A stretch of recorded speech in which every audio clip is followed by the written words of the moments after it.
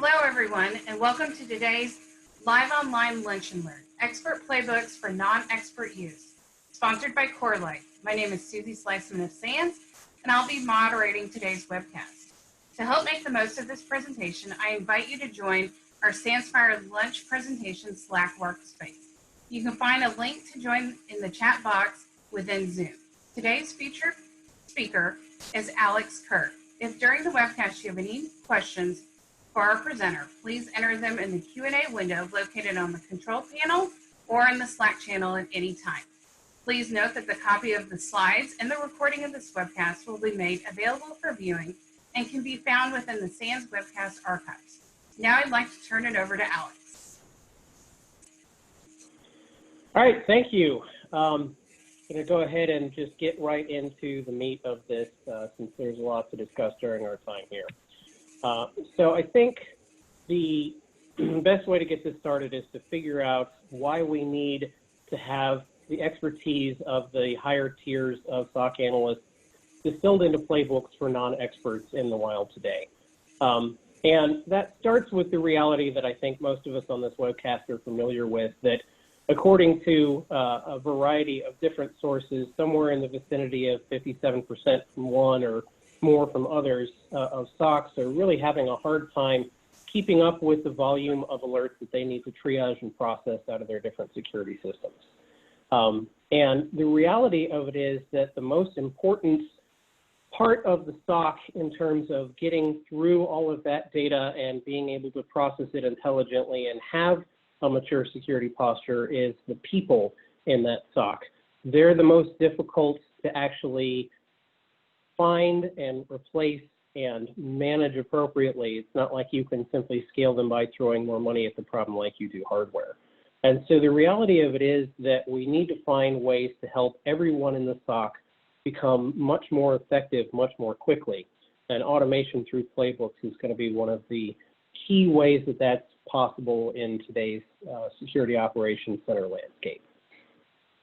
So speaking at a sort of a general level and going to the IR threat hunting maturity model that has been based on Maslow's psychological hierarchy of needs, the reality of it is that teams that are struggling to catch up with their alert volume are typically facing issues at the bottom of this pyramid. They lack proper inventory for their networks, so they're having a difficult time even knowing what it is they're attempting to protect. They often have incomplete telemetry and visibility into their network, so that there are simply portions of it where they have no idea what's going on. They may have proper detection technologies in place, but even if they do, triaging the events that come out of them obviously is the central point of this talk. And really these lower layers are all things that Corelight and proper instrumentation of the data we provide are going to be able to assist teams with and really give them that foundation to be able to mature past these points and get into the higher levels of SOC analysis and defense of their networks. And to really kind of put the problem into perspective, I want to talk a little bit about the idea of alerts per minute versus minutes per alert. So according to a variety of sources, again, the average SOC is seeing somewhere on the neighborhood of at least 10,000 alerts per day. I know my home network can generate hundreds if I'm not careful, and larger enterprises can get upwards of 1 million alerts flowing in per day. And the most common size for SOCs that are dealing with that, call it 10,000 alerts per day, is somewhere between 2 and 10 people who are actually doing the review of the alerts being generated by their security systems. Often there are similarly sized teams tasked with maintaining those systems, but we really want to focus on the people who are doing the actual work. And the reality of those people is if you take the fact that there are 480 minutes in your standard 8-hour shift, and you assume for just a moment that people are perfect and are going to work efficiently every moment of that 8-hour shift, you still end up in a position where even in the best case scenario of 10 analysts going after 10,000 alerts in a day, you have 1,000 alerts per analyst per day, which comes out to a little bit more than 2 alerts per minute that they need to actually deal with in order to keep the pace of the volume of data that's coming in. And the reality, of course, is that the average resolution time is typically 10 or even considerably more minutes per alert because of a variety of factors that we'll talk to a little further along in the talk. But it's a huge disconnect between the reality of actually processing events and how fast, in theory, people would need to be to keep up with the flow of data that's coming in. And so to combat this, really there are two sort of simultaneous strategies that you want to employ going after that pile of alerts. The first of them is to try to figure out ways to actually reduce the number of alerts that are being generated in your network. And this starts by tuning your IDS or other security technologies policies intelligently, making sure that you've enabled things that are the most relevant to your network and are not just generating a bunch of noise. You can do this by prioritization of the events that show up and saying, essentially, I want to make sure that I work the highest priority alerts, but I'm willing to accept the possibility that some of the low priority alerts are going to slip between the cracks simply based upon the volume of things coming through. And that really leads to why it's important to try to use playbooks and other automation to predispose of alerts as much as possible. Wherever you can apply intelligence on an automated basis is going to allow you to say, I don't need a human to ever actually interact with this alert because the logic built into my system has given me a disposition, then you've intelligently shrunken the number of alerts those analysts have to deal with while not losing anything in terms of security posture. Now, the other strategy, of course, is to reduce the time to resolution from that 10 minutes that we talked about a moment ago. And doing this starts with making sure that you have quality workflows that bring you the data that are going to allow people to actually make fast and accurate decisions when presented with that data.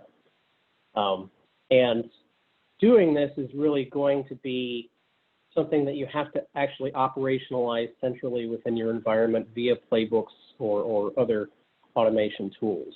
And the beauty of this, of course, is that this is going to standardize your process across the entire SOC and give them a lingua franca, so to speak, of the process that's necessary to do the work that they need to do, and allow people to have a central point for discussion and understanding of the processes that are part of defending a network. And of course, both of these really require proper instrumentation that is going to provide the right data. That's one of the key kind of things you need to be aware of as you're trying to set this up intelligently. And speaking to the data for just a moment, because it's so important, the question you really need to ask yourself is whether the data that you're generating is actually sufficient for the purpose at hand.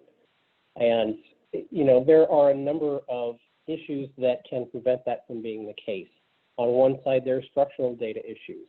It's things like the fact that if you're logging DNS off of your Active Directory servers, for example, which is extremely common in enterprise networks, that doesn't actually supply the answers to the DNS queries that are being posed out in the wild, which is obviously an extremely valuable piece of information if you're trying to track down what happened after a hit to a blacklisted DNS name in one of your security tools. Even more commonly, you have the issue of, well, I don't have the resources necessary to actually collect those logs.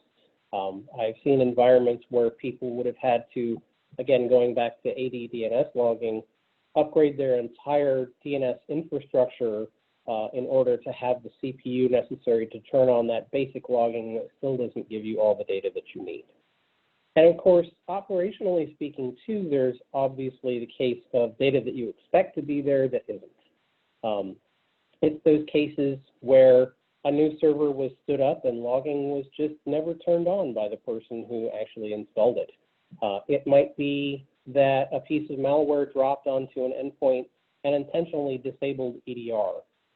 It could even be something as mundane as somebody coming around and seeing CPU load on a box and disabling logging long enough to try to get to the root of the problem and forgetting to bring it back on when they're done. And of course, even if everything is done according to policy, the reality too is that sometimes systems get overburdened and they miss out on the data that they need to log. And of course, it's always going to be Murphy's Law that happens when you need the data the most. And so realistically, what you want to try to aim towards when talking about having sufficient data to do automated instrumentation is you want to have a small number of sources, really as few points of failure as possible in your data collection. And you want to make sure that those sources of data are high quality and provide all the information that you're going to need to make those automated decisions for your SOC. Now, of course, the other question is whether data is coming from the right places and going to the right places. Everybody does a good job typically of instrumenting protection on the north-south part of their network, and that's obviously a key place given its interactivity with the internet. But east-west traffic can be equally valuable for a variety of use cases. And in particular, in these COVID times of everyone working from home, high-value assets such as a laptop on an executive home network can be key places to try to gain visibility as well. So you really want to think through where you're instrumenting your visibility, and then make sure that not only does it actually go into a central SIM as opposed to trying to be managed out of every different console of every different security technology that you may have in your stack, but that even more importantly, you're not falling victim to the, oh, well, all the data's in the SIM, so my job is done here, I don't need to worry about it kind of trap that so many organizations I've interacted with over the past decade in security have done. It's about making sure that you actually pass that data along to some sort of an analytic system, specifically a SOAR platform these days, that will allow you to make intelligent use of that data and actually do something besides pay a vendor for the privilege of ingesting data that you don't ever use. And then finally, it's a question too of whether or not the data is intelligently integrated. Realistically, everyone who has tried to collect data from various disparate sources across their network and match them together in a SIM to do analytics is familiar with the problem of not having a proper data pivot point in between different types of logs. And the reality that even if you're using something as simple as a timestamp to do that pivot, you can fall victim to timestamp skew or other issues that make that pivot point disappear altogether.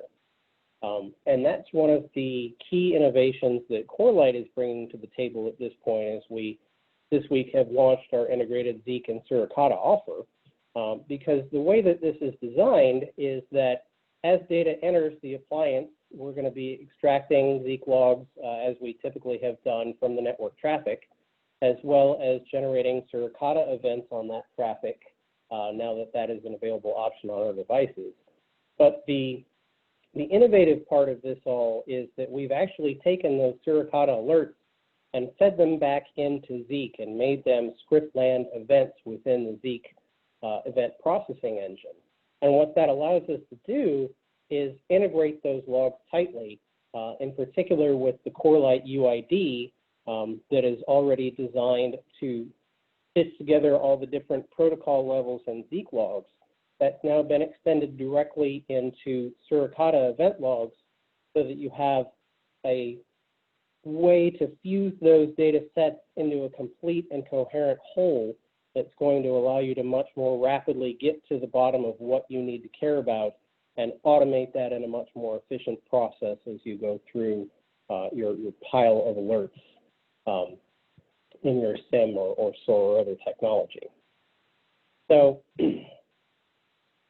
let's talk a little bit about alert reduction strategies to start, things that you can do in particular with fused IDS and Zeek Data to bring down the number of events that folks need to actually manage. And that really starts, I think, with categorizing and eliminating events that you can't actually do anything with. Now, the reality of it is that in any environment, there are certain classes of events that you just can't actually get to resolution with.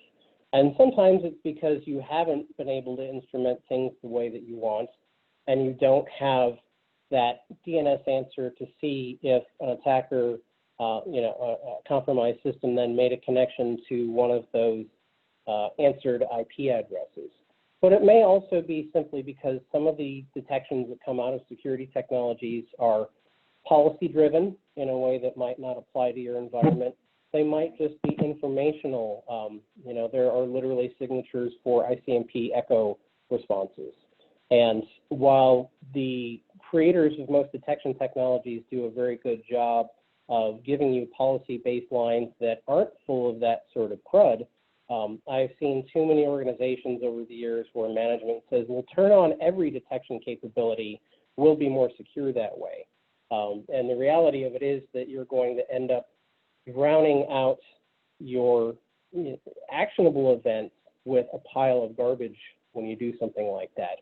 And really presenting unsolvable events to analysts is going to do nothing but waste human time and decrease morale. There is nothing more frustrating to a person whose job it is to solve problems than to give them unsolvable problems. And so really you want to stay away from that as much as possible. Whether that's done by disabling a detection signature or capability altogether, or simply marking in whatever tracking system you've got as unfit for human consumption, but having the logs there just in case an auditor who doesn't understand comes through and needs to be told that they have all the data, you really want to be certain that you're not spending a bunch of cycles trying to solve problems that don't have a definitive disposition. Especially because clever tier one analysts might make logical leaps along the lines of, well, okay, maybe I don't have the answer to this DNS query, but I can check for that string inside of HTTP host headers. And, when they get that first positive result, think that it's going to apply across the board and not realize that sometimes that doesn't translate well, especially if you get into SSL or other connections besides HTTP.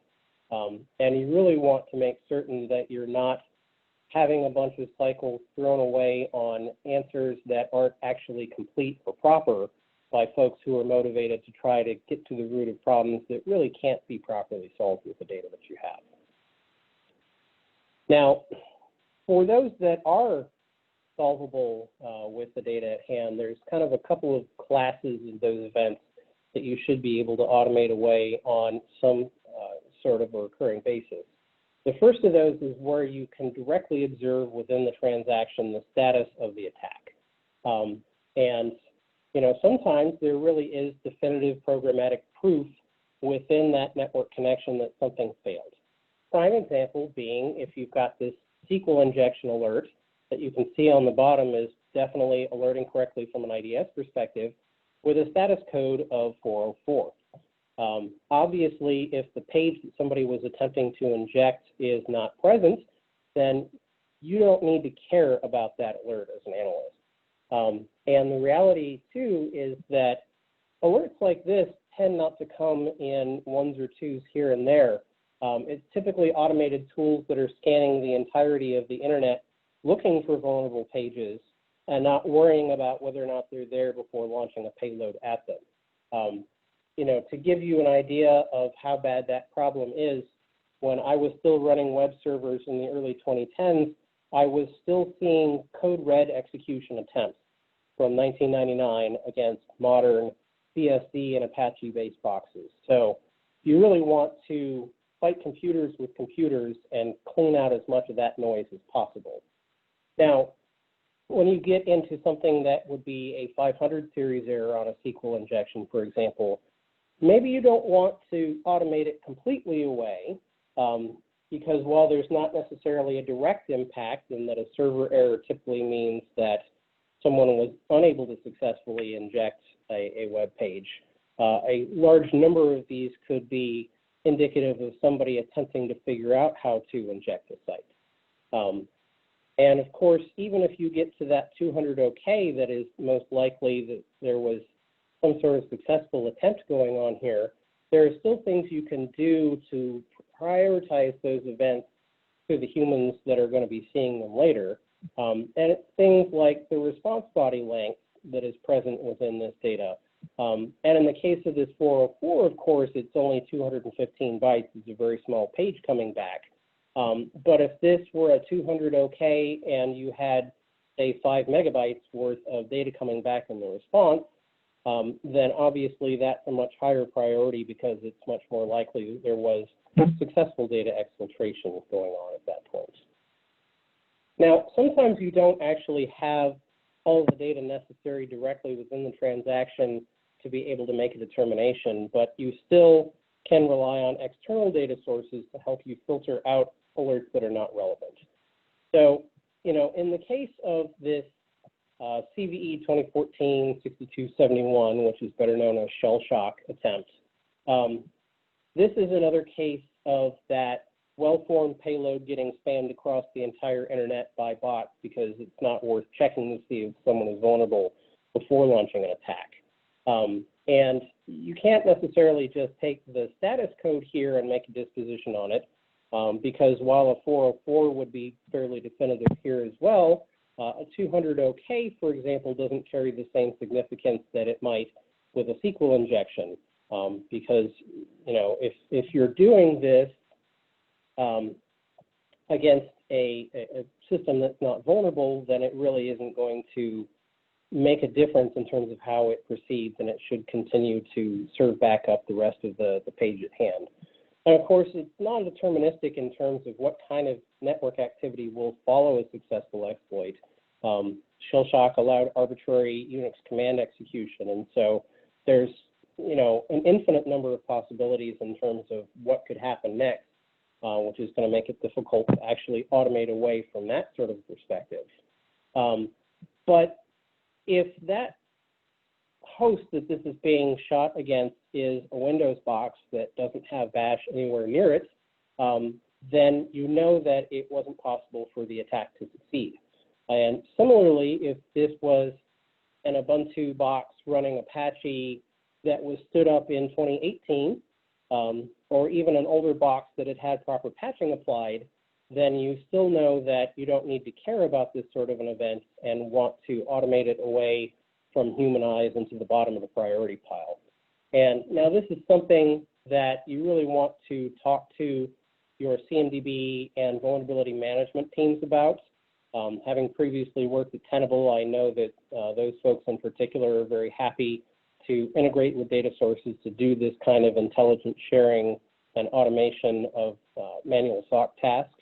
And certainly all the other vendors in the space will be as well. So make sure that you put as much hygiene into these things as possible, of course, because garbage in, garbage out. But if you have that solid inventory that we talked about on the bottom of the pyramid earlier, you can take advantage of it to get rid of alerts that are legitimate hits but are simply not relevant in your environment.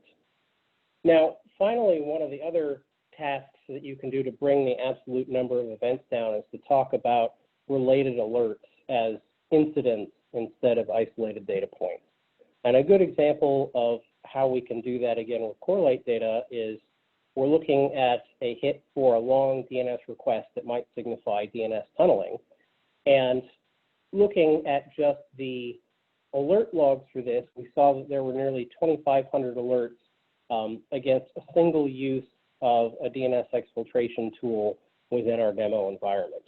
Now, the nice thing about the UID that I talked about earlier that is gluing the different layers of logs together is that it groups events on a per connection basis. And obviously, UDP, that's not a session so much as just two hosts talking to each other over the same ports in a short period of time.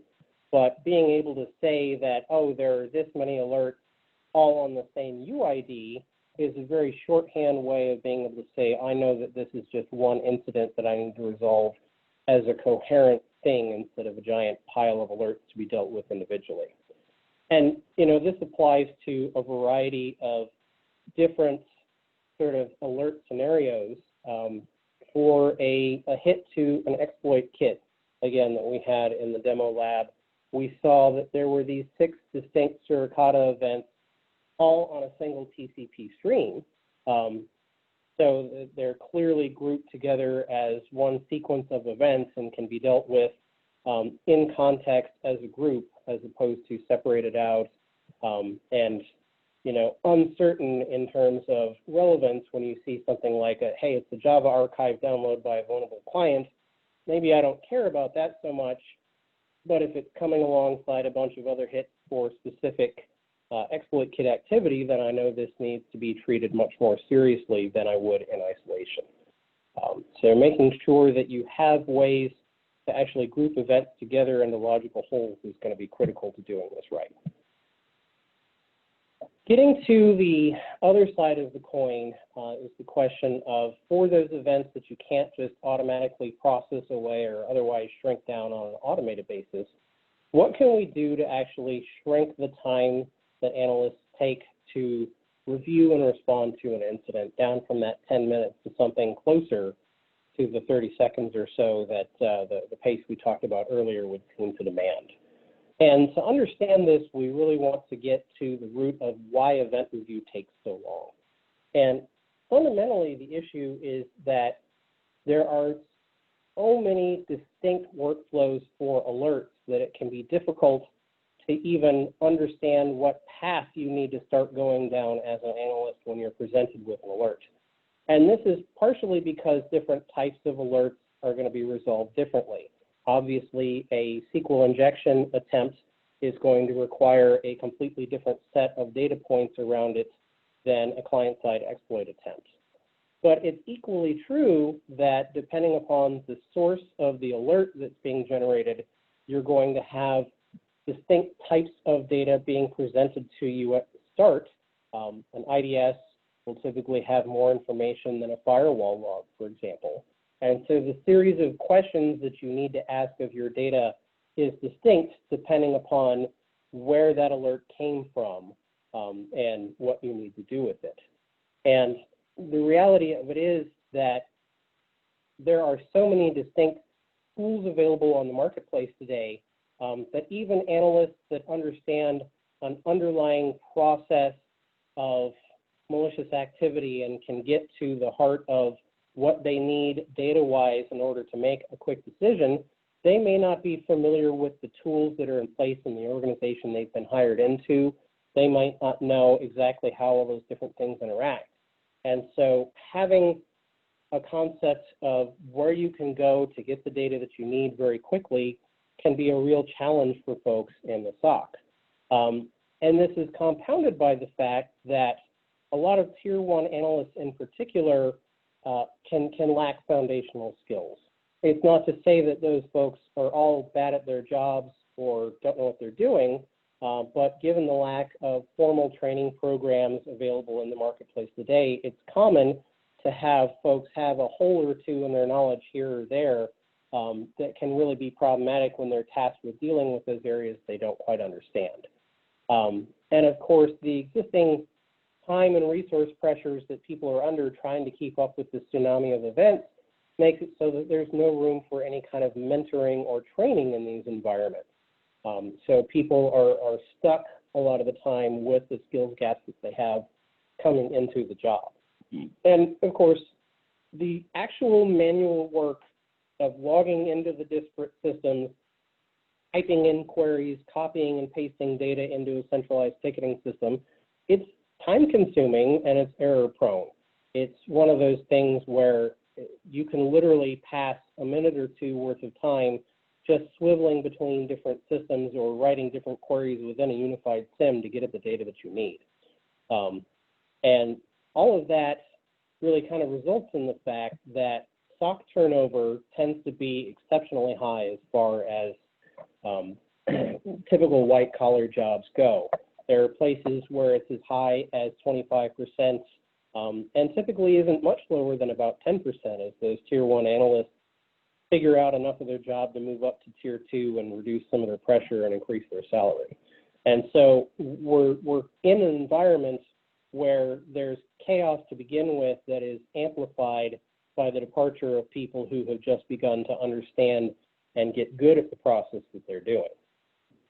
And so really the key there is to make sure that you are laying out the logic to actually be able to automate the collection of all of the data that's necessary to make these judgments.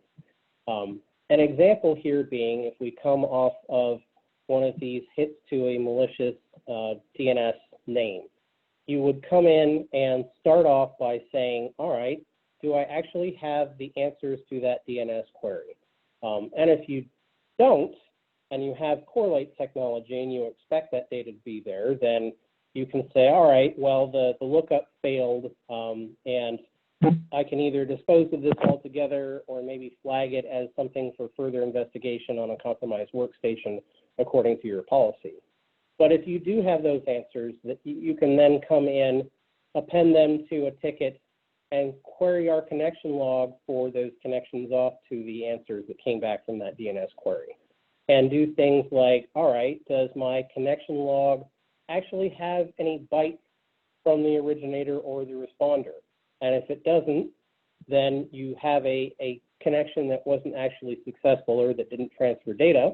And again, you can prioritize this down depending upon how your particular SOC feels. But if it does, then you can ask a series of intelligent questions after logging how much data was actually on the connection. Everything from whether or not there are one or more layer 7 services associated with that connection. And at that point, you would query into those logs to get things like URIs, user agent strings, J3 hashes, whatever the most relevant bits of that particular protocol are, all the way down to, keyboard layout and RDP, for example, is a trick that a lot of folks use against foreign adversaries, for example. You also want to come in and say, hey, were there downloads of executable files, Java files, Flash files, all those suspicious file types within that session, described by that UID.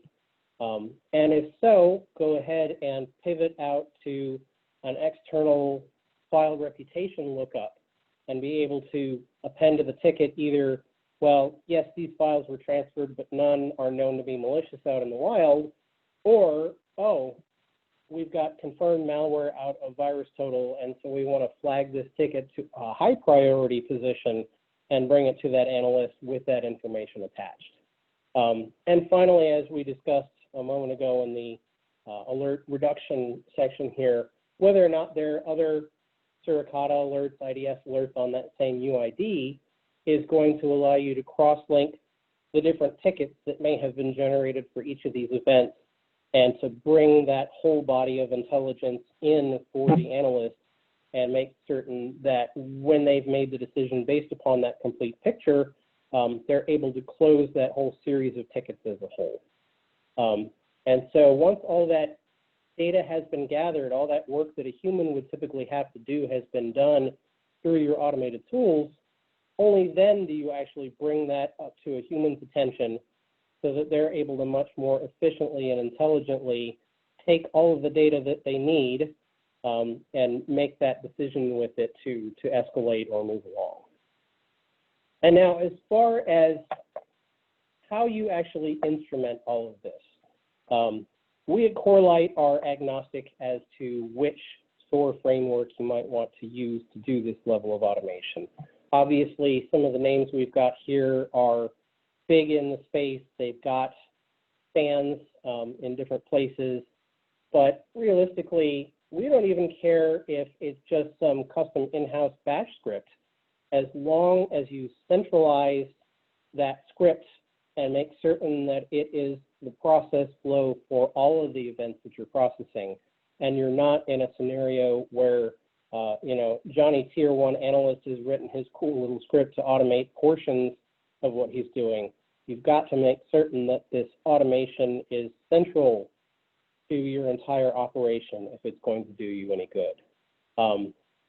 And fundamentally, the reasons for that, one, it's a training tool. If you've actually put all this automation in place in a central location, you can tell all of your analysts that they need to read and understand the portions of the playbook that applies to the tickets that they're dealing with.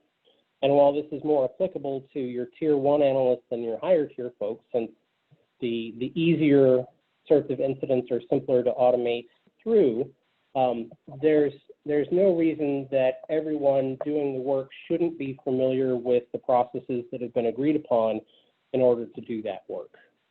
And, you know, having this as a central focal point, again, means that if someone says, I think I need this additional piece of data to do this type of analysis correctly, or I really don't need that other piece of data and it's just wasting my analyst cycles to read through, then having a focal point to actually debate and track all of these things makes certain that all the process improvements that people dream up get put into play in a proper, unified sort of a way and not patchwork depending upon which analyst is working which case. And of course, the side effect of this too is that you're going to get metrics as a result of having an automated process in place, which is important obviously from the perspective of dealing with management and other outsiders trying to understand how your SOC is working, but also in terms of counting the number of times you have cases of a similar type that have to go off that playbook script so that you can intelligently decide when you need to write additional automation to augment the playbooks that you already have in place to improve your process going forward. So that all said, I would encourage folks to actually go out and try to make this work for you. And doing that really is something that has to start with a question of finding the relevant experts for your SOC ecosystem, which begins definitely with the folks who are working the SOC today. Nobody knows the specific environment better than the people who are working in it. And so you want to start with those folks from a process and understanding perspective, if nothing else. Now, Corelight as well is going to be a friend in all of this. We've got a staff full of folks with deep incident response and other security backgrounds, and we are in the process of writing playbooks that we'll be releasing to the public that are going to help operationalize some of these response capabilities that we've talked about today. They'll be as plug and play as possible with the caveat, of course, that any given environment may need a little bit of tweaking for its particulars. And then finally, beyond just us trying to help you out, obviously your SIEM and SOAR vendors of choice are going to be more than happy to assist you in using their technology so that they get sticky in the accounts and get that renewal when the time is there. But again, you may as well take advantage of that fact and call on them for their expertise when they have that incentive to do it, instead of just buying and forgetting a technology like happens so frequently out in the wild. And then lastly, I'll leave a note here that Corelight has been running a virtual Capture the Flag series that is open to the public, where you are competing against others to answer a series of questions about real-world malware and other hacker tool scenarios using Corelight data. It's a great way to get familiar with it and the possibilities that it leaves for automation if you have not touched it before. And regardless of your prior experience, it's a lot of fun to go up against your peers and see if you can actually beat out everyone else and rise to the top of that stack. So I would definitely encourage folks to check that out going forward. That is my slides at this point. We've got just a few minutes for Q&A, so thank you for listening, folks. Great presentation, Alex. So we have a question from the audience. Does the playbook that Corelight is producing work with endpoint solutions as well? Yeah, absolutely. So obviously network and endpoint data are the two kind of cornerstones of security visibility. And while there will be a little bit of additional work necessary on your side to pull in the endpoint technologies that you're working with specifically, these playbooks are going to be designed to be flexible enough that they can pull in that sort of data and use it to help augment the data available to analysts to make snap decisions. Excellent. Well, those are all the questions that we've had today. We would like to thank Corelight for this great presentation. And Alex, you did a wonderful job. To the SANS community, the This will be placed in our archives along with the slide deck. And we appreciate you listening. For a schedule of all upcoming and archived SANS webcasts, including this one, please log in and visit sans.org/webcast. Until next time, take care, and we hope to have you back again soon.